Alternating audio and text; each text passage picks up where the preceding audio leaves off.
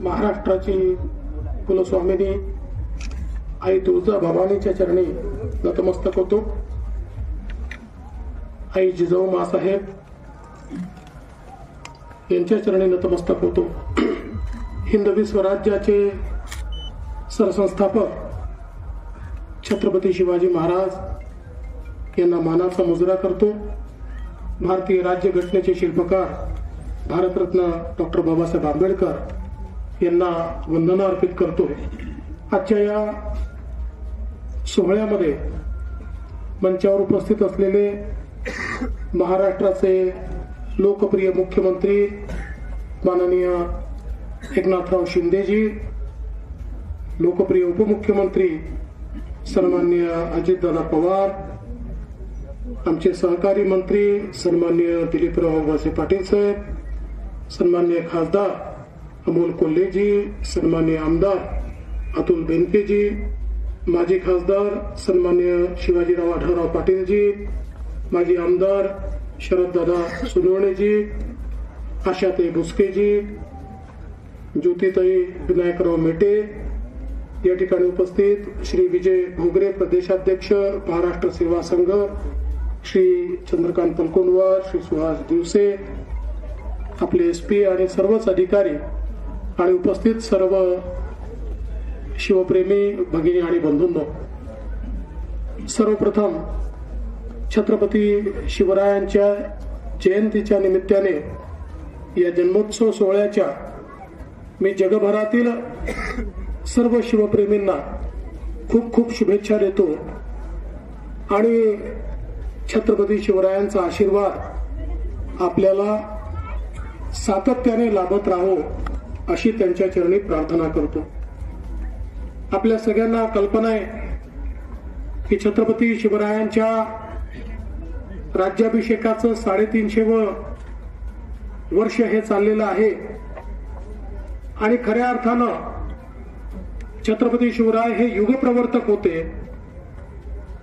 आपल्या सर्वांना आज स्वातंत्र्याची अनुभूती होते आणि आपल्याला उत्तम प्रकारे जीवन जगता येत आहे। याचं कारण छत्रपती शिवरायांनी स्वातंत्र्य काय असतं, स्वराज्य काय असतं, स्वधर्म काय असतो हे आपल्याला शिकवलं। आणि ज्या काळामध्ये अनेक देशातले राजे आणि राजवाडे हे मुघलांचं मंडलिक बनून त्या ठिकाणी काम करायला तयार होते, अशा काळामध्ये आई जिजाऊंच्या प्रेरणेने छत्रपती शिवरायांनी हिंदवी स्वराज्याची स्थापना करण्याचा मूलमंत्र हा समाजामध्ये त्याचं रोपण केलं आणि अगदी सामान्य अशा मावळ्यांना एकत्रित करून 18 पगड जातीच्या लोकांना एकत्रित करून त्यांच्यामधलं पौरुष जागृत करून आणि त्यांच्या माध्यमातून मुघलांसारख्या बलाढ्य शत्रूचा या ठिकाणी निपात केला। आणि म्हणूनच छत्रपती शिवरायांनी आपल्याला एकच गोष्ट शिकवली, ती म्हणजे अन्यायाच्या विरुद्ध संघर्ष करणं। अन्याय करणारा किती मोठा असला तरी ज्यावेळेस तुमची लढाई देव देश आणि धर्मासाठी असते त्यावेळी अशा अन्याय करणाऱ्याला तुम्ही निश्चितपणे पराभूत करू शकता, हे छत्रपती शिवरायांनी आपल्याला दाखवून दिलं। आणि म्हणूनच आज आपल्याकरता छत्रपती शिवराय हे आपले या ठिकाणी खऱ्या अर्थानं एक प्रकारे आपलं दैवतच आहे। आणि 350 वर्ष तर या ठिकाणी महाराजांच्या राज्याभिषेकाला झाले आहे, पण मला हा विश्वास आहे की जोपर्यंत सूर्य आणि चंद्र आहे तोपर्यंत छत्रपती शिवरायांचा जय जयकार या भारत भूमीमध्ये होतच राहील आणि निश्चितपणे त्यांची प्रेरणा आपण घेतच राहू। कालच देशाचे प्रधानमंत्री माननीय मोदीजी आपल्या भाषणामध्ये म्हणाले की आमची प्रेरणा ही छत्रपती शिवरायांची प्रेरणा आहे, कारण छत्रपती शिवरायांनी राज्याभिषेक केला पण एकही दिवस राजा म्हणून आराम केला नाही, विश्राम केला नाही। राज्याभिषेक झाला, आता काही दिवस राजा म्हणून मिरवतो अशा प्रकारची भावना ठेवली नाही, त्यांनी राज्याभिषेक केला ते अखिल जगाला दाखवण्याकरता की होय आम्ही स्वराज्याची स्थापना केली आहे आणि स्वराज्याच्या स्थापनेच्या दुसऱ्या दिवसापासून पुन्हा एकदा रयतेचं राज्य चालवण्याकरता वाढवण्याकरता छत्रपती सातत्याने त्या ठिकाणी कामच करत राहिले आणि हीच प्रेरणा खऱ्या अर्थानं आमची देखील या ठिकाणी आहे। आम्ही देखील हेच मानतो माननीय मुख्यमंत्र्यांच्या नेतृत्वामध्ये की रयतेचं राज्य आहे आणि रयतेने आम्हाला ट्रस्टी म्हणून विश्वस्त म्हणून या राज्यामध्ये काम करण्याची संधी दिली आहे। त्यामुळे रयतेच्या भल्या करता त्यांच्या चांगल्या करता जे जे करता येईल ते ते करण्याची आम्ही या ठिकाणी करण्याचा प्रयत्न करू आणि त्याकरता सगळी शक्ती आणि सगळी प्रेरणा आम्हाला छत्रपती शिवराय देतील अशा प्रकारची प्रार्थना मी त्यांच्या चरणी करतो।